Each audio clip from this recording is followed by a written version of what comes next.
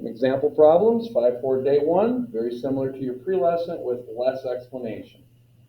So we're going to minus 3, square root of x minus 2 equals 2, square both sides, x minus 2 equals 4. Add 2, x is 6. Not bad. This one's isolated already. So we can cube this to get rid of that cubic root, but we got to cube that. We get x minus 1 equals 8. Add 1 to both sides, we get 9. Again, plug it in if you're not sure. 9 minus 1 is 8. The cubic root of 8 is 2. It worked. Now, another really cool formula. Police officers use this when they're at the scene of a bad accident and they want to calculate the speed of the car because they can measure the skid marks, a lot of different things. But this is a formula. V, velocity, another word for that is speed, equals 3.57 times the square root of d, that's your stopping distance.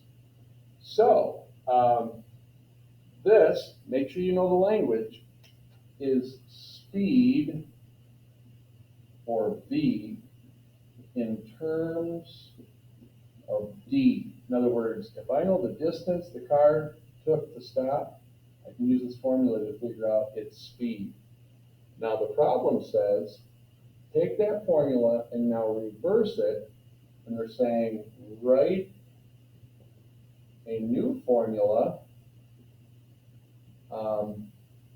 where distance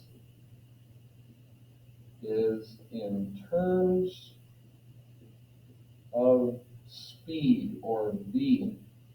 All they're saying when they say this is take that formula and solve for d. In other words, you're going to have d equals some stuff. You're going to make your own formula based on that. So here we go. How would you do it? Well, we want to solve for d, so I'm going to get rid of that 3.57 right away. But if I divide that by 3.57, I got to divide that. So I get v over 3.57 equals the square root of d. Now, I'm not done until I have d all by itself. How are we going to do that? We're going to square both sides, but then we got to square this. I'm going to flip it around. D equals v squared over, let me get my calculator. Okay. Square root of 3.57 is 12.74. So if I know the speed of a vehicle, 50 miles an hour, I could put it here. Square 50 divided by 12.74. That'll tell me the distance required to stop. Kind of a driver's ed question too. You'd be amazed. You'd think it's like, I won't bore you, but 25 miles an hour, you'd think you'd need like twice the time to stop if you're going 50. Not necessarily true. Check it out by plugging in some things. All right, there we go.